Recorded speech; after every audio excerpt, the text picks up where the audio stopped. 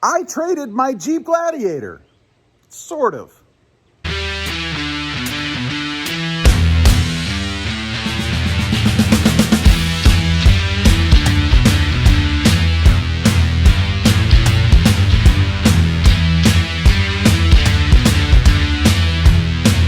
Well, good morning, everybody. How are you today?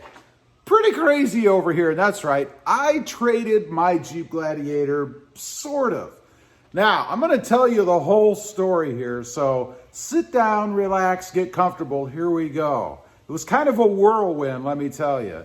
It started out, I was outside one day and just doing my thing, probably working on some mod or something, and my mom pulls up, right? And she says, you know, I really been thinking about getting one of those Snazberry Jeeps, the Jeep Gladiator, because she really likes the Snazberry color, right? And some of the other options, the hood, the bigger radio screen, the embroidered seats, you know, all the stuff that the Jeep Mojave has, right? And she said, I had an idea. She said, what do you think about trading yours, mine, the Gobi Jeep Gladiator, in when we do that, and then you can just take this one. So it's kind of a swap, a trade, if you will, because they were really the same truck. Mine was a Sport S, hers is a Sport S. The only difference is besides all the mods and things I had put on it, was that mine had the tow package on it and hers doesn't. So I thought, you know, that's a pretty cool idea because, and really for one reason only, maybe a couple. The first is that auto stop light air warning, check engine light, the ongoing problem I kept having with that thing, right?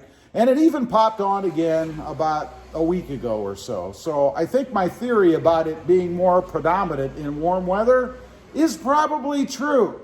So that was the biggest driving factor for me doing it, getting rid of that, because she doesn't have that problem, never has.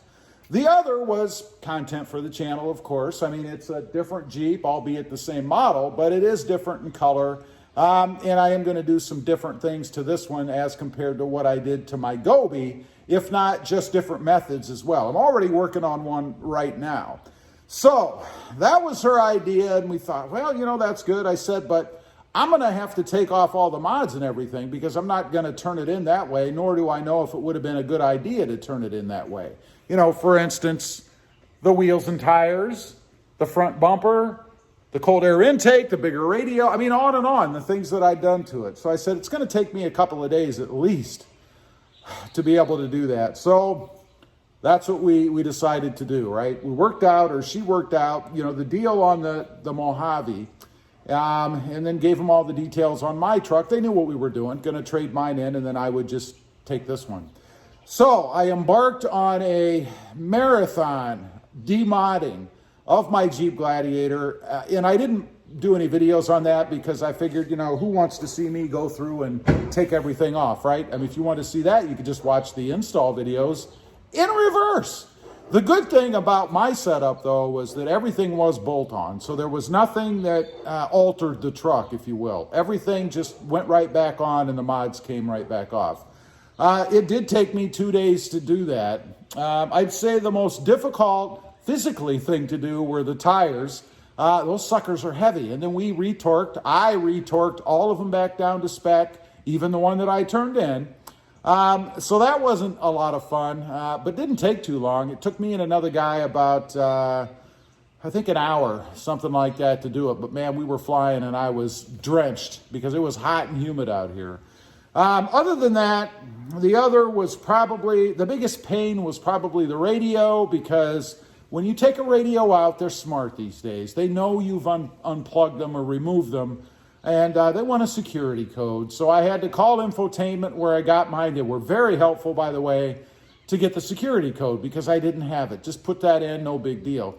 Now, one thing I want to tell you, the radio that was in her truck that went in my Gobi, the OEM radio, not so easy. They do not give you, or at least they didn't us, for either truck, that radio code. So I called Jeep, and they want to charge you for that. They want you to bring the radio in, so you have to pull it out anyway to get the information from the back. And then they're just going to punch some numbers into their system, and they will give you the code for $50. I mean, come on, man. Shouldn't that be something that they give you when you buy the truck to begin with in case, I don't know, you want to change the radio or something happens? Maybe there's a glitch. I don't know. $50 to just hit a few keys. That was insanity.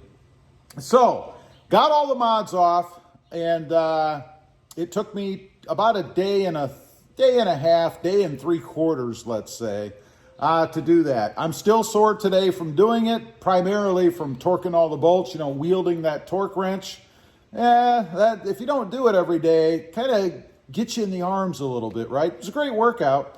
Didn't have a heart attack, so I guess I'm still healthy enough. So we did the trade. Burns Jeep, I believe they're called. It's Burns anyway. They actually delivered it to the house. They brought it over here. We did all the paperwork in the garage, my garage right here.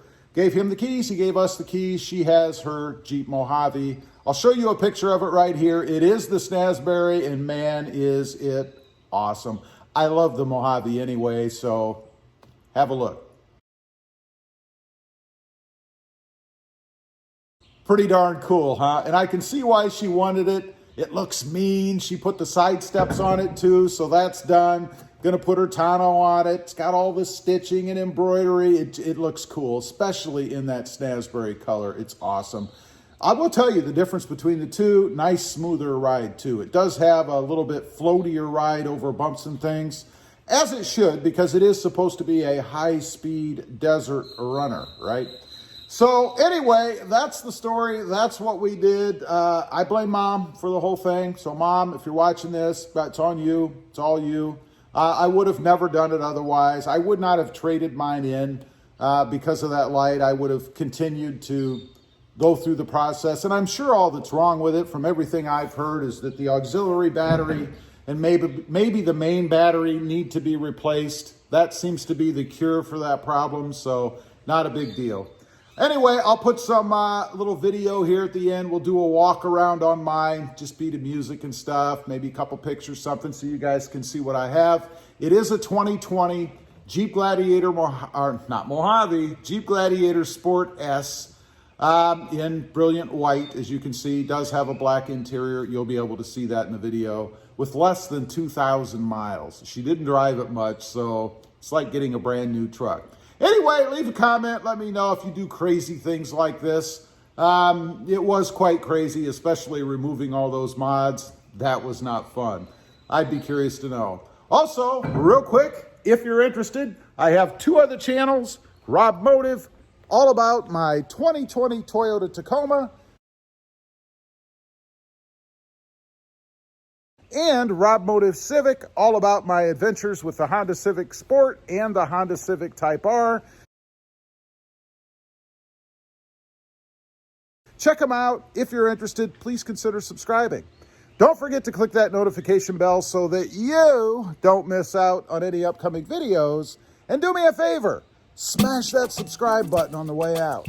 Thanks for watching. Stay safe out there. Bye.